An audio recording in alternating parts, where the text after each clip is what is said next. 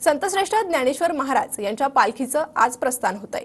या प्रस्थान सोहळ्याचे साक्षीदार होण्यासाठी लाखो भाविक हे आळंदीत दाखल झालेले आहेत, तर मंदिर परिसरातील इंद्रायणी घाट, आळंदीमधील रस्ते हे वारकऱ्यांनी भरून गेलेले आहेत। इंद्रायणी घाट परिसरात वारकऱ्यांची मांदियाळी ही पाहायला मिळते।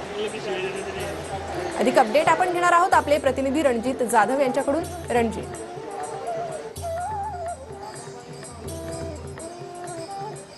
प्रणिता, वारकरी जो आहे तो आषाढी वारीची आतुरतेने अशी वाट पाहत असतो। ज्याप्रमाणे चातक जो आहे तो पावसाची वाट पाहतो, त्याचप्रमाणे वारकरी हा जो आहे तो आषाढी वारीची जी आहे ती अक्षरशः या ठिकाणी वाट पाहत असतो। तो क्षण या ठिकाणी अखेर आलेला आपल्याला एकूणच पाहायला मिळत आहे। आळंदी म्हटलं की आळंदीची आषाढी वारी बोलले की पंढरपूर असेल किंवा आळंदी आणि देहू यामधील विलोभनीय दृश्य जे आहे ते आपल्या डोळ्यासमोर उभं राहतं। तेच विलोभनीय दृश्य जे आहे ते आता आपण आपल्या प्रेक्षकांना दाखवतो। प्रणिता, आपण पाहू शकतो की आळंदीमधील इंद्रायणी घाट परिसर जो आहे तो अक्षरशः वारकऱ्यांनी फुलून गेलेला आहे।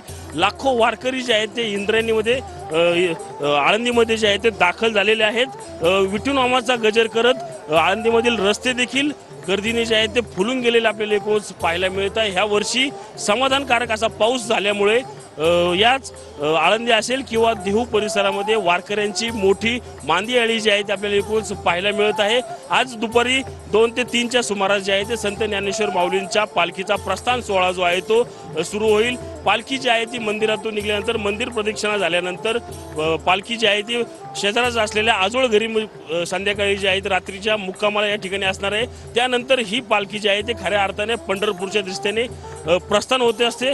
त्याआधी आपण पाहिलं तर लाखो वारकरी जे आहेत त्या इंद्रायणी घाटावर आपल्या लाडक्या ज्ञानेश्वर माऊलींचं दर्शन घेण्यासाठी या ठिकाणी तुमच्याकडून घेत राहू। तुर्तास धन्यवाद या सविस्तर माहितीसाठी।